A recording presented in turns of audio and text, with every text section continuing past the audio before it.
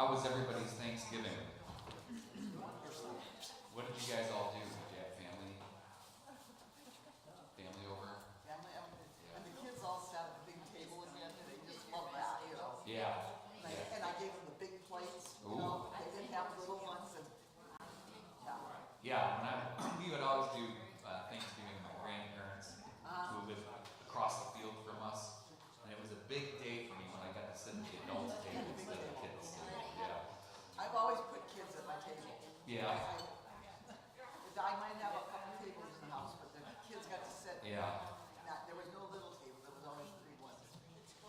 For my grandparents, it was mainly logistics because their dining room barely fit the circular dining table they had in there. So when we were there and my cousins were there, there wasn't enough room at the big table, and you couldn't exactly extend the big table with it, you know. So my grandma would set up a card table in the living room, Right.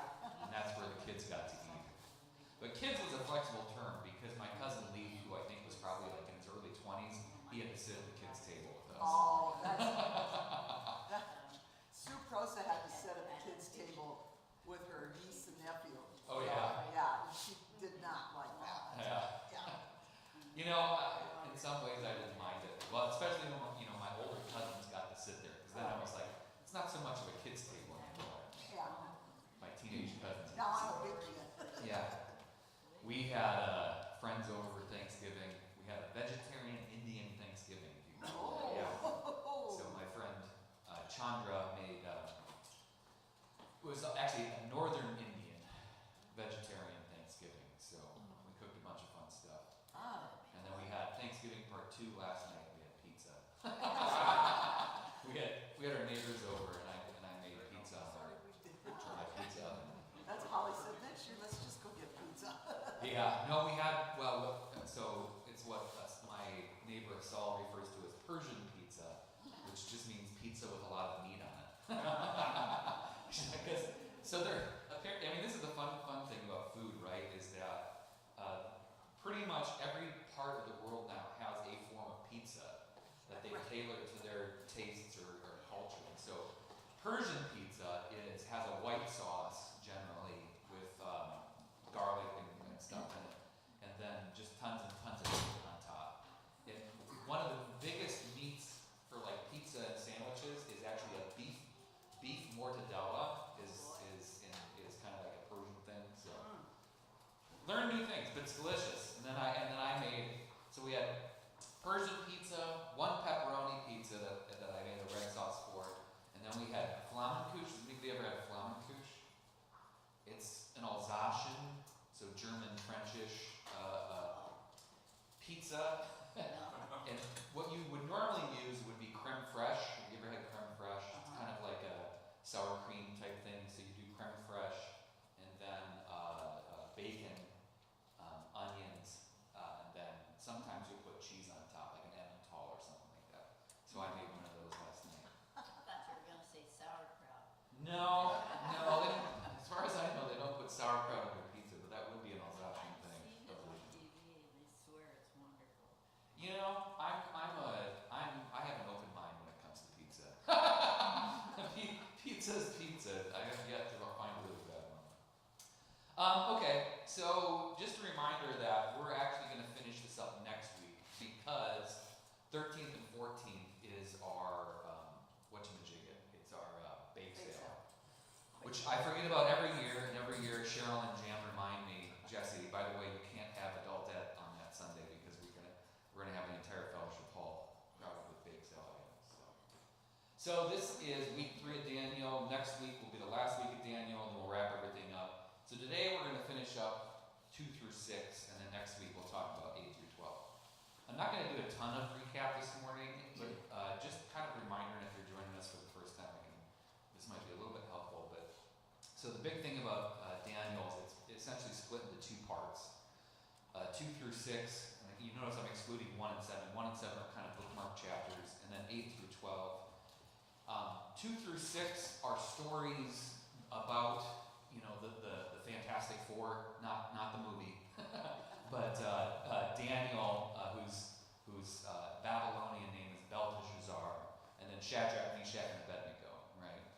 Last week we read the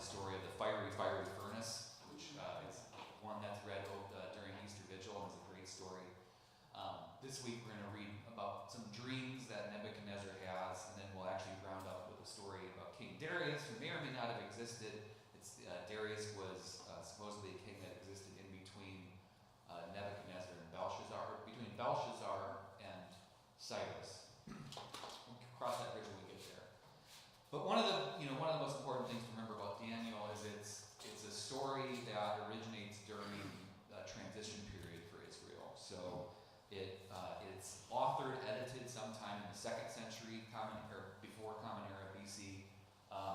That includes stories from the 6th century, that's 2 through 6, but also includes some new material, that's 8 through 12. And again, what's going on in Israel is you have the return from exile, the reconstruction of the temple, but then you have a series of conquests. We talked about, the list of those with, the Babylonians, and then the Persians, and then Alexander the Great, and then he dies and leaves the kingdom to his generals, and then one general comes out on top, Seleucus the First, and so you have the Seleucid Empire, and then finally you have the Romans that come through. And just before the Romans come through is where Daniel originates, and during that time in the 150s, the major event that's happening is that there's been some conflict in Jerusalem, and Antiochus, who is the Seleucid governor of that area. Sorry, I'm just circling random spots on the board like you know what I'm talking about. Antiochus, who is the governor of Israel and Jerusalem in the Seleucid Empire, basically kicks the Apollo, Zeus, one of those gods in the temple, which obviously is a traumatic thing for the Hebrew people, for the Judean people. And so this narrative comes in the midst of a people who are under the thumb of yet another power and have lost access to their holiest site. And so, one of the things that we talked about is the emotions and conflict that might be going on in the hearts of these people, and how Daniel, in a lot of ways, is speaking to that. The story that comes after this is the story of the Maccabean revolt, which is another great narrative that we're not going to cover today. Maybe we can talk about that at some point, which is recorded in Maccabees, which is an apocryphal book that exists in our intertestamental literature. Does not pop up in the majority of Protestant Bibles, but is considered pseudo-canon. Maybe we can read that story at some point. But that's the setting. So a lot of the stories that we're getting in Daniel, whether it's 2 or 8 through 12, are stories that are pointing to the victory of God over and against the power of emperors. So last week we had Shadrach, Meshach, and Abednego who are thrown into the fiery furnace for refusing to fall down and worship when the lyre, timbrels or cymbal, the list of all the instruments that gets repeated over and over and over in that story, which is one of the best parts about reading that story. They refuse to fall down and worship the Babylonian deity, and so Nebuchadnezzar orders them thrown into the fiery furnace, and they get thrown into the furnace, and miraculously they're unharmed, and they see a fourth figure in the fire who metaphorically might be construed to be God. And so at the end of that story, Nebuchadnezzar says, "There's no God more powerful than the God of these people. I'm not going to kill you after all." It's kind of a fun conclusion. Okay, so today we're going to pick up in chapter 4. So if you want to turn to chapter 4 in Daniel, my goal today is to get through 6, potentially 7, if we have time for it. And this is well, let's read it and then we can talk about it, rather than me just lecturing nonstop. And again, as always, if anything pops up that you find interesting or you have a question, don't ever hesitate to raise your hand or call out. For those of you that have found Daniel in chapter 4, what page are you guys on? 1429. Yeah, I'm sorry, I'm reading off my computer like a good millennial. 1429. All right. King Nebuchadnezzar, to all peoples, nations, and languages that live throughout the earth, may you have abundant prosperity.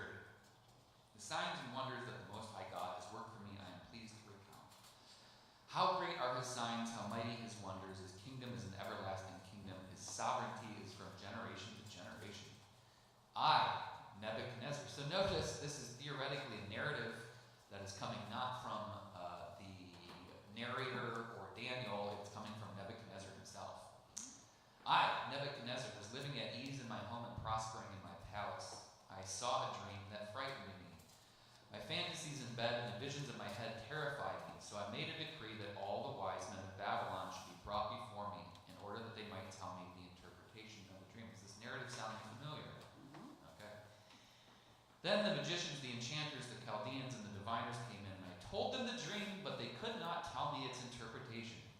At last, Daniel came in before me, he who was named Belteshazzar. I think we need to find more Lutheran Study Bibles, which is a good problem to have. After the name of my God, and who is endowed with the spirit of the holy gods. And I told him the dream. O Belteshazzar, chief of the magicians, I know that you are endowed with the spirit of the holy gods, and that no mystery is too difficult for you. Hear the dream that I saw, and tell me its interpretation. Upon my bed, this is what I saw. There was a tree at the center of the earth, and its height was great. Okay, here's where we diverge.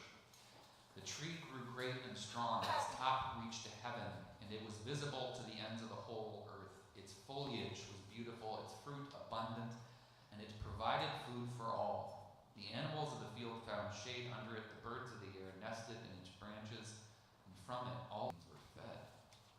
I continued looking in the visions of my head as I lay in bed, and there was a holy watcher coming down from heaven.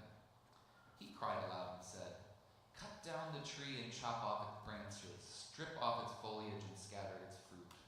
Let the animals flee from beneath it and the birds from its branches, but leave its stump and roots in the ground. With a band of iron and bronze in the tender grass of the field, let him be bathed with the dew of heaven, and let his lot be with the animals and the grass of the earth. Let his mind be changed from that of a human, and let the mind of an animal be given to him, and let 7 times pass over him. The sentence is rendered by decree of the watchers, the decision is given by order of the holy ones, in order that all who live may know that the Most High is sovereign over the kingdom of mortals. He gives it to whom he will, and sets over it the lowliest of human beings. This is the dream that I, King Nebuchadnezzar, saw. Now you, Belteshazzar, declare the interpretation, since all the wise men of my kingdom are unable to tell me the interpretation. You are able, however, for you are endowed with the spirit of the holy gods." Okay, let's take a quick pause there. So we have a bit of a similar narrative where, as in chapter 1, Nebuchadnezzar summons all of his court magicians and prophets and whatnot to him. Tells him he has a dream, and we get the Cliff Notes version this time, wherein nobody is able to interpret the dream, so he goes to his ace in the hole, Daniel, who he has renamed Belteshazzar, and says, "Okay, you interpret my dream." Now this is a different dream, right? What was does anybody remember what the first dream was about back in 1? What was the central item? Statue whose head was gold, whose torso was silver, whose limbs were bronze, whose feet were stone, something along those lines. I don't remember the exact details. Does anybody remember the interpretation of that dream that Daniel gave? This is a pop quiz. Didn't think of a quiz in you. Who was paying attention?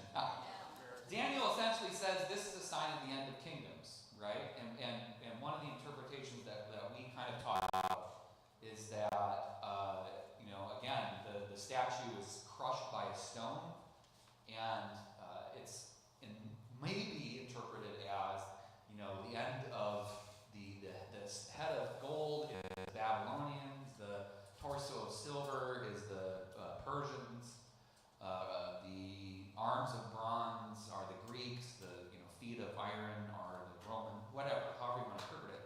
But Daniel interprets it as a sign of the coming of the end of kingdoms. Now, one of the things that some Christian traditions have done is taken that as a prediction of something that is yet to come. And this is where you get Daniel being synthesized with revelation to paint a picture of some raptural future. I don't know if raptural is a word.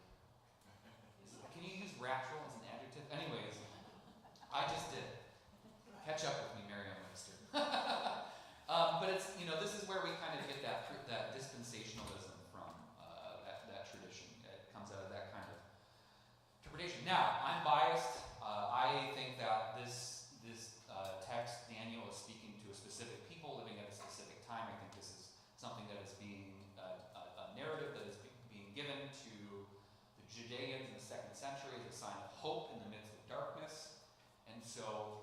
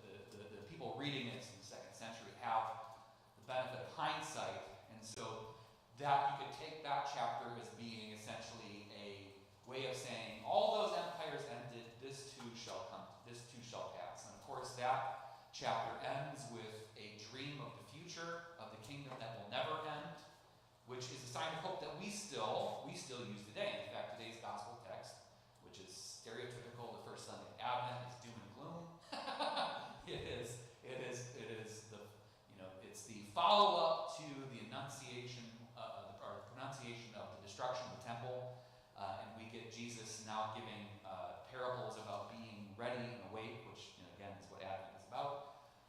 But of course, as Christians, we read these texts preparing for the coming of Christ, who comes in December 25th every year, but also who we anticipate will come again at some point, whatever that means, whatever that looks like. So obviously, we understand how those kind of narratives can work. Well, this is what's going on in the 2nd century. Today, we get Nebuchadnezzar now articulating or narrating his own dream. He calls in Daniel, and this time, what's the dream that he has? It's a tree which provides shelter and sustenance for all things, right? A really, actually profoundly beautiful image. One which you may consider perhaps Jesus pulls from when he talks about the seed that grows into the shrub that shelters all things. So perhaps this is an image that is, or a metaphor that is familiar for, the Mediterranean peoples, especially those living in deserts, shelter from sun and sustenance being important things in the wilderness.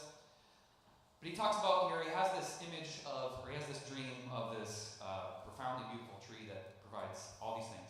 And then a messenger comes and tells him to cut it down and to leave a stump. Okay, before we continue, Daniel interprets. Here we go. Knowing what we do, what might this metaphor be? And there's no wrong answers here. I want you to think creatively. What might that tree represent? In the 2nd century of Israel, what might that tree represent? This tree that provides sustenance, shelters all things. Well, are we dependent on the tree and not taking care of ourselves? Could be, yeah. The tree could be a symbol of that's this kind of like wraparound care that is provided for us, that kind of absolves us from responsibility. This is an interesting thing to think about here. Yeah. Could it be God? Could the tree represent divine care? Yeah, absolutely. Or it could be the temple that they tore down and Yeah. scattered the Israelites around, and then now they've got to make their way in the world. Absolutely. Yeah, could be the first temple. Jim, you have your hand up. Can anything be made that the tree went down but the roots did not? You're jumping ahead of me, but yes. No, you're not jumping ahead of me. Yeah, you nailed it. But the tree, but it did. It said the tree, not the. What's one of the metaphors that we hear during Advent, especially? The root of Jesse, my root. What's that a metaphor for? The line of David? Yeah. And what do we use the metaphor to refer to? What's the Sunday School answer? Jesus, right? So this is one of the pieces of good news that we lift up during the time of Advent and Epiphany. When we celebrate the arrival of Jesus, is this idea that the tree might have been cut down, but the roots were still alive, and Jesus is now the shoot that is growing out of the roots of Jesse. So even though the line of David was cut off, we now have the reemergence of it. Has anybody seen that happen with an actual tree? Oh, yeah. Unfortunately, yes, all the time. the trees that you don't remove the stumps of when you're trying to get rid of them. Sorry, I'm being negative here, but yeah, it's amazing how little it takes for a shoot to spring forth when something's been cut down. This is a metaphor that tracks. I think the answer is D. Yes, all of these things. And again, these are people in the 2nd century that are reading this. What might they be hearing here? The tree that was cut down will. We haven't gotten to the come back part yet. Okay. But then notice who's being told to do the cutting? Nebuchadnezzar. And what does Nebuchadnezzar do? He conquers Judea and tears down the temple. In 15, there is in the second part, it says, let him be. What is going on? All of a sudden we have a him? Because we're talking about a tree and everything else, and now all of a sudden we have a him. Yes. Yeah, the metaphor shifted. Yeah, big time. Well, so who might the him be? Who knows? That's what I'm asking. Oh, sorry. The him, that might be the connection, is that the root is actually the root of Jesse. It's a personification of the lineage That of would be David. our interpretation. That would be our interpretation. Well, it might have been the Judeans' interpretation as well, too. Yeah. Because that would have held the same promise. Jesse, the father of David, Okay. second king of the unified kingdom of Israel. Okay, let's see how Daniel interprets it. Then Daniel, whose name was Belteshazzar, was severely distressed for a while. His thoughts terrified him. The king said, Belteshazzar, do not let the dream or the interpretation terrify you. Now, who's terrified? Just to be clear? Daniel. Why is Daniel terrified? Because he knows what the dream means. Yeah. Belteshazzar answered, My lord, may the dream be for those who hate you, and its interpretation for your enemies. The tree that you saw, which grew great and strong, so that its top reached heaven, was visible to the whole earth, whose foliage was beautiful and its fruit abundant, and which provided food for all, under which animals of the field lived, and of the air had nests. It is you, O king. You have grown great and strong. Your greatness has increased and reaches to the heaven, and your sovereignty to the ends of the earth. And whereas the king saw a holy watcher coming down from heaven and saying, Cut down the tree and destroy it, but leave its stump and roots in the ground with a band of iron and bronze in the grass of the field, and let him be bathed in the dew of heaven, and let his lot be with the animals of the field until 7 times pass over him. This is the interpretation, O king, and it is a decree of the Most High that has come upon my lord the king. You shall be driven away from human society, and your dwelling shall be with the wild animals. You shall be made to eat grass like oxen, and you shall be bathed with the dew of heaven, and 7 times shall pass over you, until you have learned that the Most High has sovereignty over the kingdom of mortals and gives it to whom he will. As it was commanded to leave the stump and the roots of the tree, your kingdom shall be reestablished for you from the time that you learn that heaven is sovereign. Therefore, O king, may my counsel be acceptable to you. Atone for your sins with righteousness, and your iniquities with mercy to the oppressed, so that your prosperity may be prolonged. All this came upon King Nebuchadnezzar. At the end of 12 months, he was walking on the roof of the royal palace of Babylon, and the king said, Is this not magnificent Babylon, which I have built as a royal capital by my mighty power and for my glorious majesty? While the words were still in the king's mouth, a voice came down from heaven. O King Nebuchadnezzar, to you it is declared, the kingdom is taken from you. You shall be driven away from human society, and your dwelling shall be with the animals of the field. You shall be made to eat grass like oxen, and 7 times shall pass over you, until you have learned that the Most High has sovereignty over the kingdom of mortals and gives it to whom he will. Immediately the sentence was fulfilled against Nebuchadnezzar. He was driven away from human society. He ate grass like oxen, and his body was bathed with the dew of heaven, until his hair grew as long as eagle's feathers, and his nails became like birds' claws. Vivid image, yeah.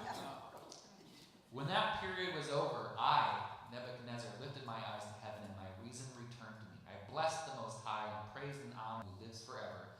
For his sovereignty is an everlasting sovereignty, and his kingdom endures from generation to generation. All the inhabitants of the earth are counted as nothing, and he does what he wills with the host of heaven and the inhabitants of earth.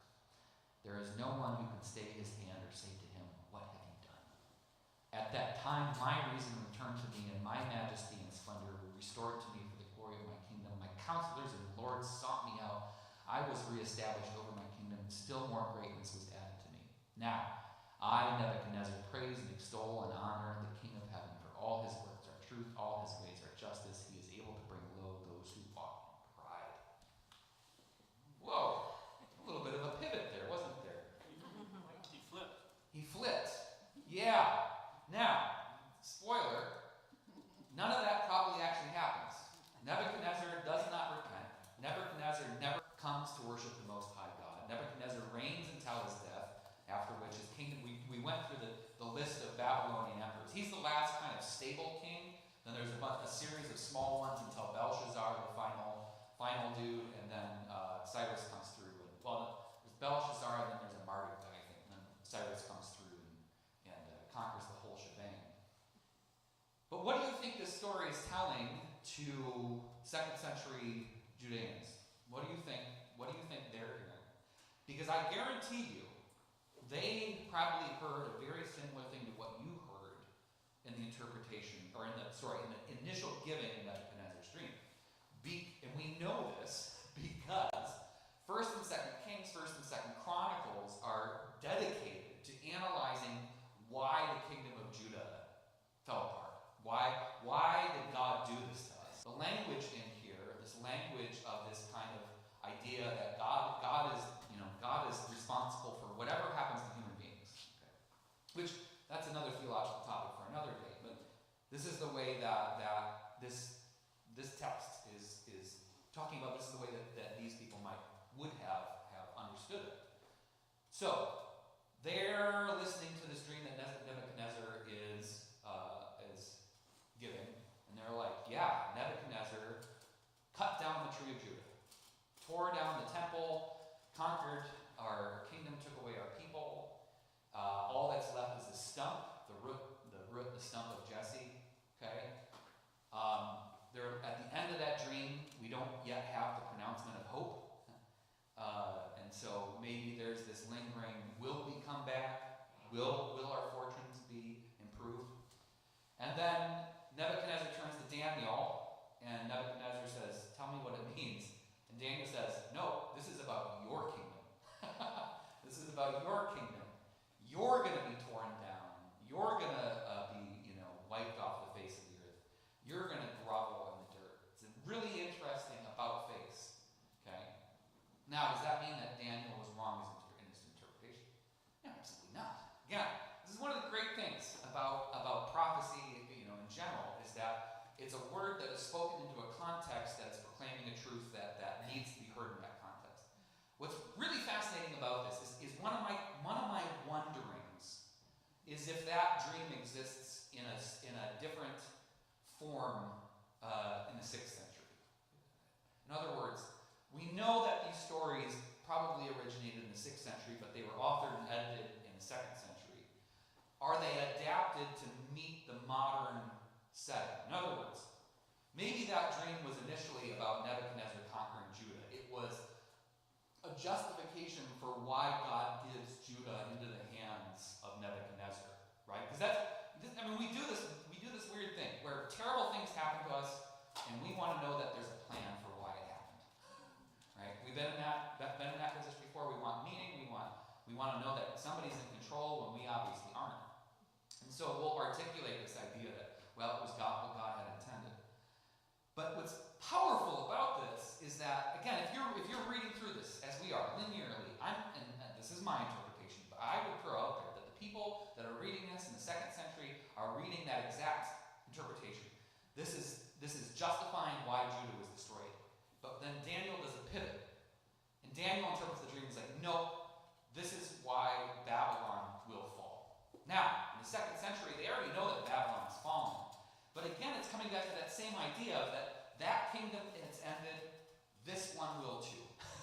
This too shall pass, So what the situation that they're finding themselves in, the temple being again taken from their control, idols to other gods being built in the Holy of Holies, and this hanging question of whether or not Israel, Judah, will ever be free from the thumb of the oppressor. Suddenly we have Daniel interpreting that dream saying, this too shall pass. This too shall end. Even the thing that seems unkillable, this great grand kingdom that seems unassailable, that too shall pass. What do you think? Jim, that's my interpretation. Jim. I'm going to bring it back to my own life. I feel I experienced, I took care of my mother who had dementia and Alzheimer's, and she did not know who I was. Yeah. But she knew I was a kind, loving person. Ah. So the tree had fallen. Yeah. The tree had fallen. She didn't, but her roots were alive and well. So it was an experience, a couple of years of experiencing Daniel as far as. I love this metaphor, right? It's this idea that there always is the thing that still lives in the heart of it. My wife made me, as she does, made me listen to a very moving but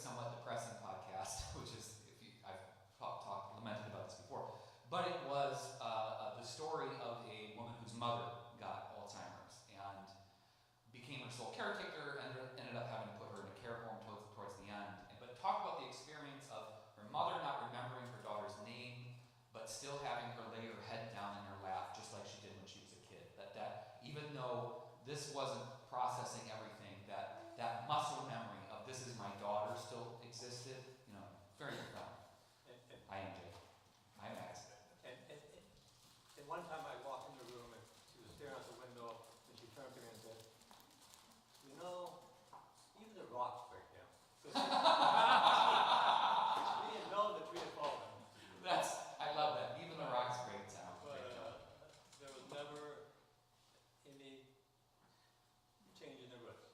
But what hope do you, or I'm projecting, it seems like you hear some hope in this, or some. Oh, yeah, of course. Yeah, and I may be just asking you to speak out loud the thing, but. It's my faith. Yeah, Yeah. and don't let me put words in your mouth, but it sounds like one of the things you're articulating is that metaphor is meaningful to you because I lived it. you lived it. Yeah. Yeah, and the root, even though the tree is cut down, your mom is still your mom. Yes. Yeah, even though Yeah. the greenery is gone, so to Oh, yeah. speak. Yeah. Yeah. Does that metaphor carry over into other aspects of our life for other people? Hopefully it will carry through in our political situation. I was thinking the same thing. And that's kind of a really great witness to the metaphor as well too, is that I can look around and see just, wherever you fall on the political spectrum, evidence of conflict, strife, darkness, whatever metaphors I want to pull in here. And part of what keeps me going is the idea that the light won't go out, that it, to use the Holden evening prayer response, the light shines in the darkness, and the darkness will not overcome it. And so that metaphor of root is that there's still this core of goodness and hope, despite the fact that the greenery's gone. Yeah, I'm with you. I was listening to stories about Venezuelans being killed in international waters this morning as they turned on the car. It's just kind of like, what a way to start your day. Let's jump to chapter 5. And not because I don't want to keep talking about this stuff, but because I've only got 2 weeks left. I kind of want to follow through on my promise to finish Daniel-ish. You can never really finish anything. I love this one. So here's the thing, again, yeah. So let's talk about the story of Jonah real quick to pull this into what we're talking about. So the story of Jonah, fairly well known. Jonah, the prophet, is called to prophesy to Nineveh, one of the great cities of the Assyrian Empire, the people who conquered the northern kingdom of Israel.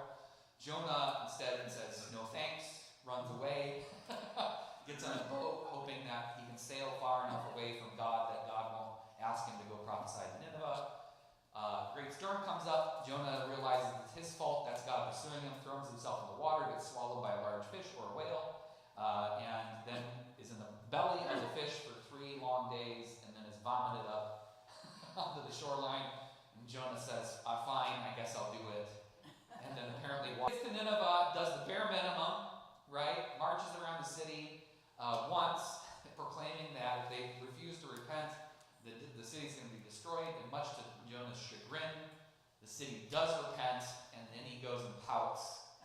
God causes a bush to grow up over him, and so Jonah pouts in the shade of the bush. Then God kills the bush, and Jonah throws a temper tantrum and yells at God, and God says, why do you care more about that bush than you do the people of Nineveh? Now, here's the reality, is that Nineveh never repented. Nineveh, disappeared, didn't disappear. It's the foundations of some city in modern day Iraq, anyways. But Nineveh goes the way of the Assyrian Empire, which is conquered by the Babylonians, which is in turn conquered by the Persians. It changes hands quite a few times. But we know the point of that story, right? I mean, a point of that story, which is asking that question: do we value our own righteousness over the lives and well-being of people, even though reminds us that in fact God does value the lives of the people, even against our own sense of righteousness. So I mention this because, it carries into these stories of Nebuchadnezzar, who, by all accounts, historically never comes to worship the God of the Hebrew people. And yet we have these stories where Nebuchadnezzar is, repenting and all, et cetera, et cetera, et cetera. But it's this kind of like back and forth, where Nebuchadnezzar is the good guy one day and then he's the bad guy the next day. Because he makes a great character for this, right? So, that is to say, as we read through this, understand what's going on textually here, insofar as that it seems like Nebuchadnezzar is done about face. Okay. So now we have Belshazzar, who is the third after Nebuchadnezzar, something like that. So King Belshazzar made a great feast for 1,000 of his lords, and he was drinking wine in the presence of the 1,000, which is the arch enemy of my wife, pronouncing that word. She corrected me. She said, actually, the worst phrase for her to pronounce is 1,000 Southerners. French people have issues with S's and TH's, and 1,000 Southerners at the time. Anyway, sorry. Tangent. Nebuchadnezzar, but he's not, and he's actually not king. It's complicated, okay?